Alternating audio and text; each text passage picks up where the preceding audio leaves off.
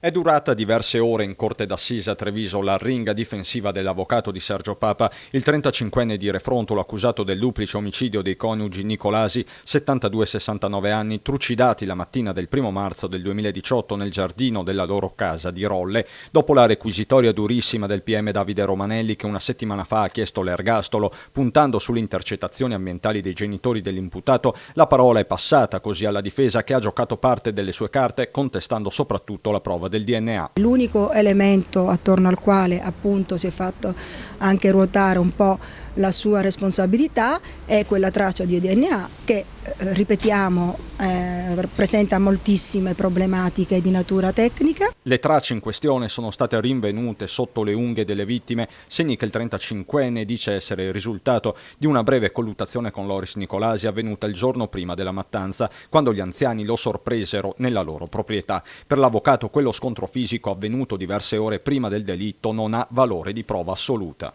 Il dato storico certo della presenza del signor Papa Sergio nel luogo degli omicidi il giorno precedente rende a nostro parere necessario un approfondimento maggiore rispetto ad una prova scientifica che in questo caso non è una prova regina. Insomma, attorno al valore della prova del DNA ruota il destino di Papa recluso al carcere di Santabona. Per l'avvocato la vicenda è ancora aperta. La vicenda deve essere esaminata più approfonditamente, quindi senza fermarsi alla prova scientifica che di per sé da sola non ha mai rappresentato la prova assoluta. Ci sono esempi di omicidi che sono rimasti peraltro irrisolti nonostante fosse stata rinvenuta una traccia di DNA. Per ulteriori repliche e sentenze sarà fissata una nuova udienza, con ogni probabilità quella del verdetto finale.